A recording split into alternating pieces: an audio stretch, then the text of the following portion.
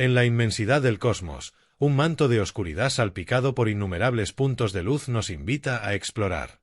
Esos puntos, esos faros en la noche eterna, son las estrellas, esferas luminosas de plasma que se mantienen unidas gracias a la incansable danza de la gravedad. El Sol, la estrella que baña nuestro planeta con su cálido resplandor, es la más cercana a nosotros, pero es solo una entre miles de millones que pueblan el universo observable. Estas estrellas, al igual que nuestro Sol, son hornos cósmicos donde la materia se transforma en energía. En su interior, el hidrógeno se fusiona en helio, liberando una cantidad colosal de energía que viaja a través del espacio en forma de luz y calor. Pero cada estrella tiene su propia historia, su propio camino evolutivo que la distingue de las demás. Para comprender esta diversidad estelar, los astrónomos han desarrollado un sistema de clasificación similar a un lenguaje secreto que nos permite descifrar la naturaleza de estos astros lejanos. Este viaje nos guiará a través de las principales clases estelares, revelando sus secretos y mostrando cómo se distinguen unas de otras. Nuestra aventura comienza en las densas y frías nubes moleculares, incubadoras donde la gravedad reúne el polvo y el gas cósmico. A medida que la nube colapsa, se forman núcleos densos que se calientan y brillan, dando lugar a protoestrellas. Estas jóvenes estrellas, rodeadas de discos de gas y polvo, se alimentan de la energía gravitacional a medida que se contraen, iniciando su camino hacia la madurez. Las estrellas T Tauri, un tipo particular de protoestrellas, son ejemplos de esta etapa temprana, donde la temperatura y la luminosidad fluctúan mientras la estrella se abre paso hacia la secuencia principal. En el siglo XIX, los astrónomos comenzaron a analizar la luz de las estrellas, descomponiéndola en sus colores componentes, creando así un espectro.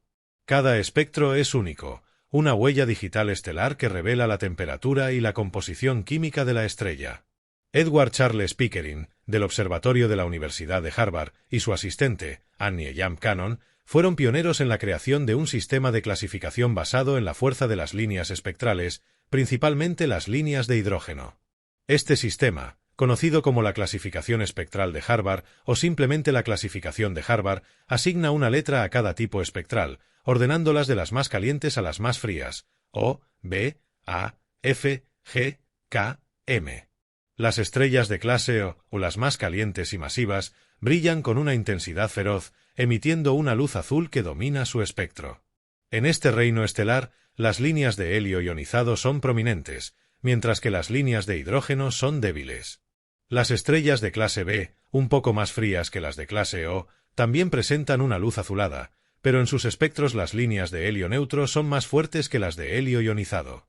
Ejemplos de estas gigantes azules son Rigel, una supergigante en la constelación de Orión, y Spica, una estrella binaria en la constelación de Virgo. Las estrellas de clase A se caracterizan por su luz blanca y la prominencia de las líneas de hidrógeno en sus espectros. A medida que la temperatura disminuye, nos encontramos con las estrellas de clase F, que emiten una luz blanco-amarillenta.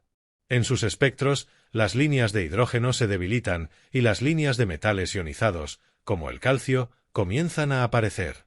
Sirio, la estrella más brillante del cielo nocturno, y Canopus, una supergigante en la constelación de Carina, son ejemplos notables de estas clases. Llegamos ahora a la clase G, el hogar de nuestro Sol. Las estrellas de esta clase se distinguen por su color amarillo y la presencia de líneas espectrales de metales neutros, como el hierro y el calcio. El Sol, una estrella de tipo G25, es el arquetipo de esta clase, proporcionándonos un punto de referencia para comprender otras estrellas. A medida que la temperatura continúa descendiendo, encontramos las estrellas de clase K, de color naranja y con espectros dominados por líneas de metales y óxido de titanio. Las estrellas de clase M, las más frías de la secuencia principal, emiten una luz roja y sus espectros muestran una gran cantidad de líneas de metales y moléculas. Arturo, una gigante roja en la constelación de Bootes, y Betelgeuse, una supergigante roja en la constelación de Orión, son ejemplos notables de estas clases. La clasificación espectral de Harvard nos proporciona una primera aproximación a la naturaleza de una estrella, pero no es suficiente para describir su complejidad. Las estrellas pueden tener la misma temperatura pero tamaños muy diferentes, lo que significa que su luminosidad también varía. Para completar el panorama estelar, los astrónomos del Observatorio Yerkes desarrollaron un sistema de clases de luminosidad que se basa en la forma y la intensidad de las líneas espectrales para determinar la gravedad superficial de la estrella, por lo tanto, su tamaño. Las clases de luminosidad se indican con números romanos. 0. Hipergigantes, las estrellas más grandes y luminosas. Un ejemplo es Cygnus o B2. 1. Supergigantes, también muy grandes y luminosas. Una de ellas es Eta Canis Majoris. 2. Gigantes luminosas, como Beta Leporis. 3. Gigantes. Una estrella muy conocida en este grupo es Arcturus. 4. Subgigantes, estrellas que están en transición hacia la fase de gigante como Gamma Cassiopeiae.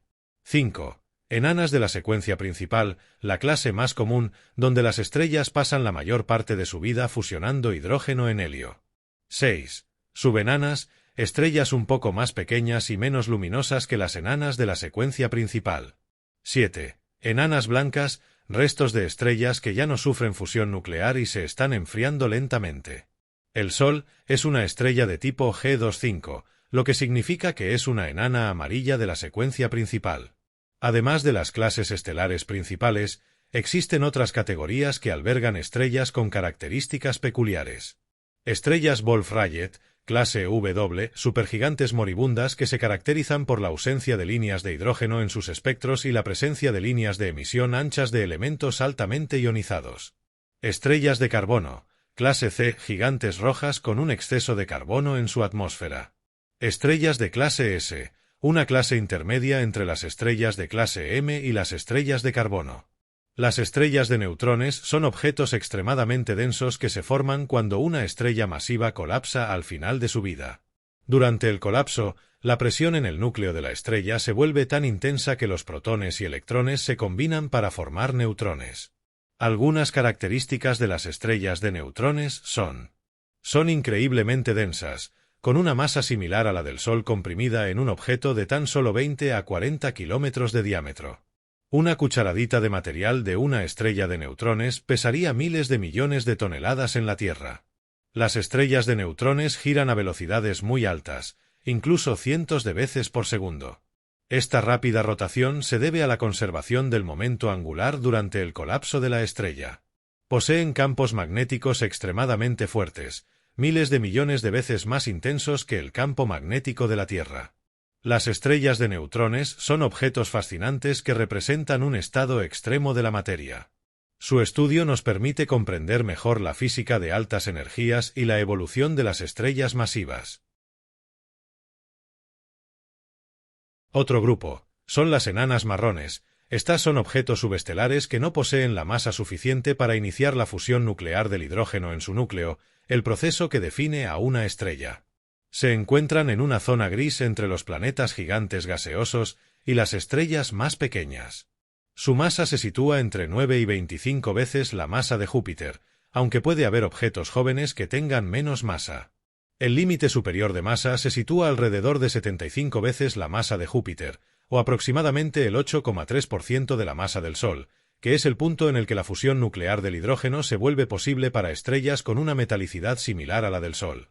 A diferencia de las estrellas de la secuencia principal, las enanas marrones no obtienen su energía de la fusión nuclear. Su energía proviene de la contracción gravitacional, un proceso que libera calor a medida que el objeto se encoge. Las enanas marrones no siguen el mismo camino evolutivo que las estrellas.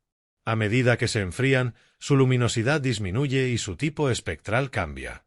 No experimentan las fases de gigante roja ni de enana blanca que caracterizan la evolución de las estrellas de baja masa.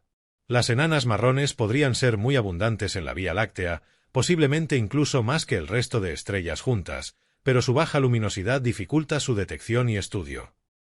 Es importante recordar que la luminosidad de una estrella puede variar a lo largo de su vida a medida que evoluciona, y que la clasificación por luminosidad nos ayuda a comprender la diversidad de tamaños y brillos que existen en el universo estelar. Nuestro viaje a través del corazón de las estrellas nos ha llevado a comprender la asombrosa diversidad de estos objetos celestes. Cada clase estelar, con su propio color, temperatura, composición y espectro, nos cuenta una historia única sobre el ciclo de vida estelar y la fascinante complejidad del cosmos. El estudio de las estrellas nos permite asomarnos a la historia del universo, descifrar los procesos que dan lugar a los elementos químicos que nos componen y, en última instancia, comprender nuestro propio lugar en la inmensidad cósmica.